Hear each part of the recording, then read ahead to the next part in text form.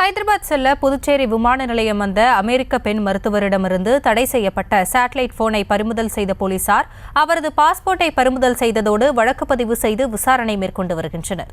இதுகுறித்த விவரங்களோடு இணைகிறார் நமது செய்தியாளர் கிருஷ்ணா. விவரங்களை வழங்கலாம்.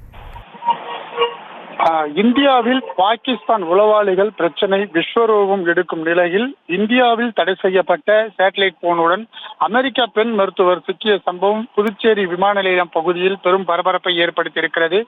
அமெரிக்க நாட்டைச் சேர்ந்தவர் ரேச்சல் அனி கண் மருத்துவரான இவர் புதுச்சேரி தவளகுப்பத்தில் உள்ள அரவிந்த் கண் மருத்துவமனைக்கு மருத்துவர்களை சந்திப்பதற்காக கடந்த 11ஆம் தேதி விமானம் மூலம் சென்னைக்கு வந்து பின்னர் புதுச்சேரிக்கு வந்துள்ளார்.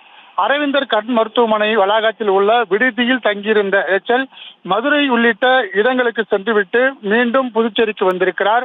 வரும் வெள்ளிக்கிழமை அவர் அமெரிக்கா செல்வதற்காக நேற்று மதியம் 1 மணிக்கு ஹைதராபாத் செல்வதற்காக இண்டிகோ விமானத்திற்கு புதுச்சேரி விமான நிலையத்திற்கு வந்திருக்கிறார். அவரது உடைமைகளை விமான நிலைய ஊழியர்கள் சோதனை செய்திருக்கிறார்கள். அவரது பையில் இந்தியாவில் தடை செய்யப்பட்ட சேட்டலைட் போனானது இருந்திருக்கிறது.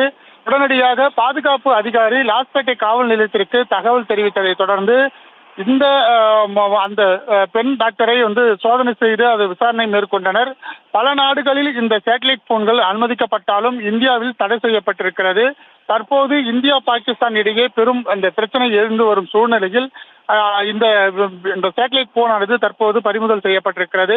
அவருடைய பாஸ்போர்ட் மற்றும் போனை பறிமுதல் செய்திருக்கிறார்கள். இது குறித்து லாஸ்பேட்டை போலீசார் வழக்கு பதிவு செய்து தீவிர விசாரணையில் மேற்கொண்டு வருகின்றனர்.